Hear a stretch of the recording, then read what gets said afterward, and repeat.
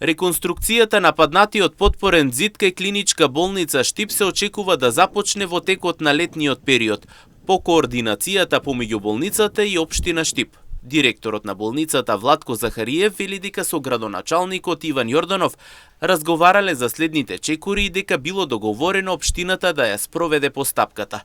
Захариев посочува дека нема да се интервенира само на местото каде што се појавил дефектот, туку ќе се разгледува можноста за реконструкција на целиот потпорен зид.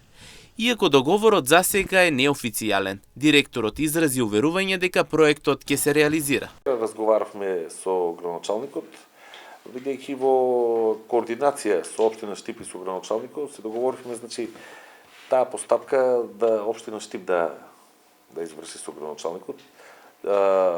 Имат направено сонтажа, имат некоја процена колку ќе кошта и таму има размрадување, значи летото ќе биде не само дефектот кај што е настанат, туку ќе гледаме целиот потпорен зид да се смени. Мислам, тоа е вчера сега неофицијално со градоначалникот што го разговаравме, ама верувам дека човекот ќе го направи тоа.